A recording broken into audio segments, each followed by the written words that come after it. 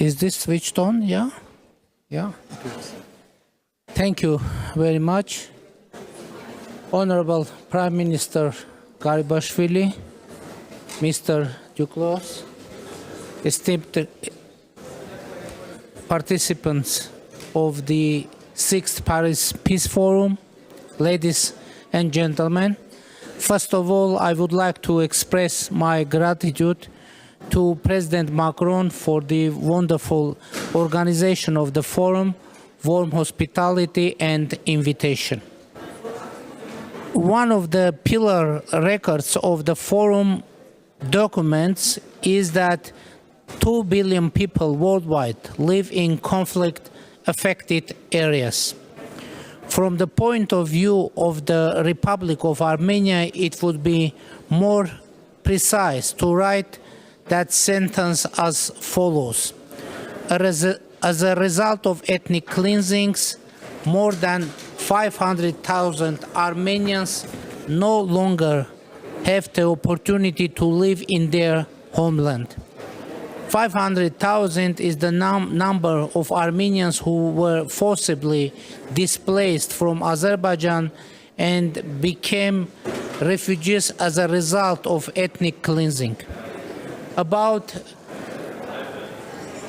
360,000 of them were forcibly displaced from Azerbaijan since the beginning of the 90s as a result of the Sumgait and Baku massacres and Armenophobia. Since then, Armenophobia unfortunately has been the state policy in Azerbaijan. And before that, under the Soviet Union, due to administrative and psychological pressures, Armenians had to leave Nakhichevan and many other areas of Azerbaijan. Around 26,000 Armenians flee Nagorno-Karabakh during the 44-day war of 2020.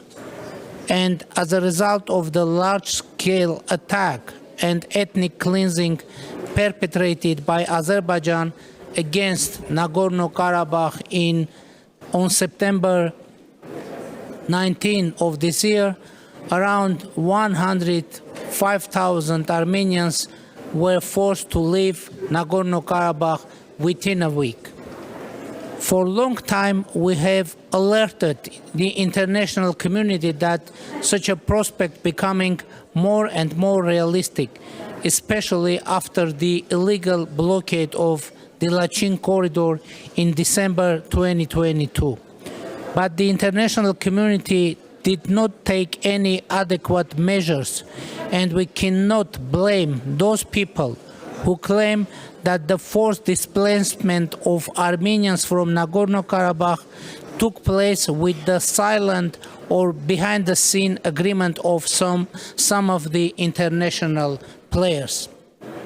Nevertheless, dear participants, I have not come to this peace forum to talk about war.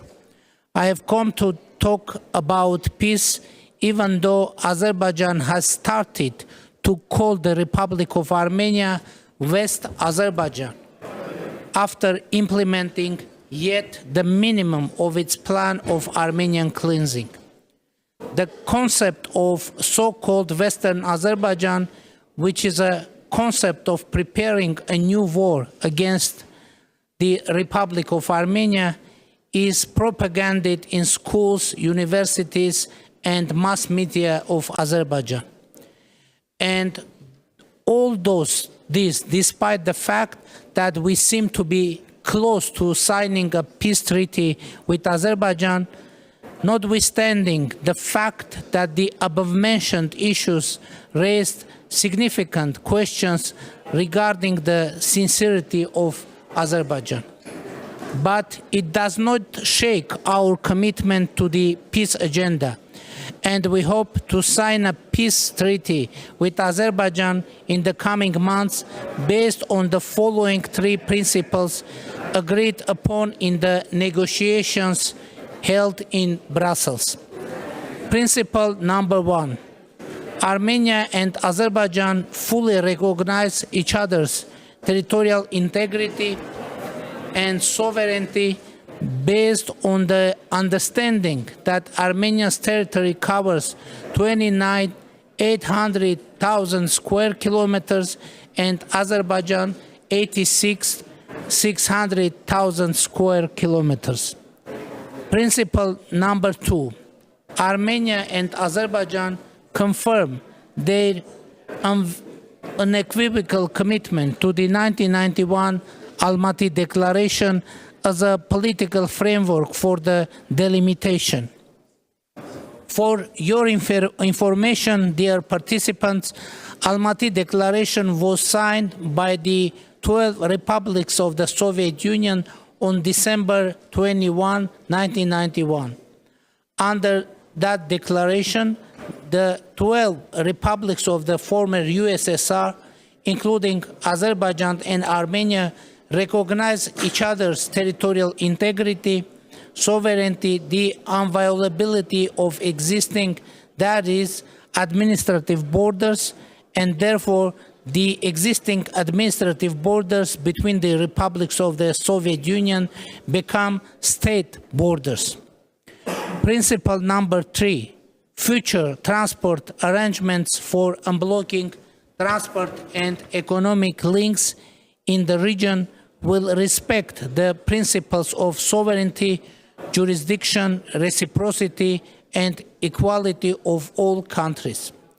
We reached an agreement on these principles during the negotiations with the President of Azerbaijan in Brussels, and these agreements were recorded in the statements of the President of the EU Council, Charles Michel, following the May 14 and July 15, 2023 trilateral meetings.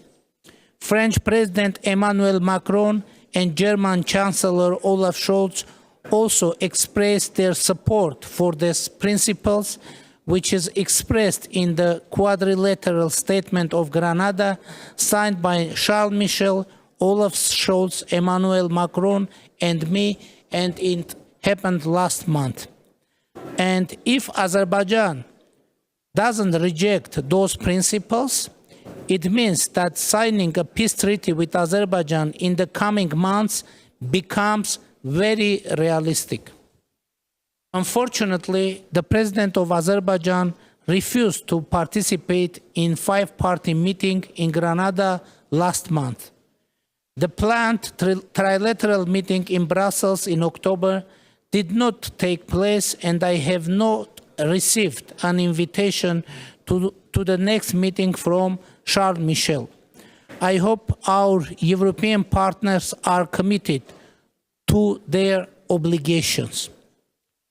Honorable participants of this forum, our region, the South Caucasus, needs peace, which is a situation where all the countries in the region live with open borders, are connected by active economic, political, cultural ties, and have accumulated experience and tradition of solving all issues through tools of diplomacy and dialogue. To provide such a situation will be very difficult without reopening the transport communications and taking this into account. The government of the Republic of Armenia has presented the Crossroads of Peace project. This is a plan to connect our regional countries, including Azerbaijan, Armenia, and Turkey, with railways, roads, cables, gas pipelines, power lines, or strengthen existing connections. As you know, at the moment we do not have any functioning road, nor any functioning railway, cable, pipeline, or power line with either Turkey or Azerbaijan. And we propose to change this situation positively. The Crossroads of Peace project will also bring benefits to Georgia and Iran, including bilateral as well as in terms of strengthening ties with Azerbaijan, Turkey, and Armenia. The details are provided in our Crossroads of Peace brochure, which is distributed to you, and I hope that we will be able to implement the project as a guarantee of stable and long-term peace in our region.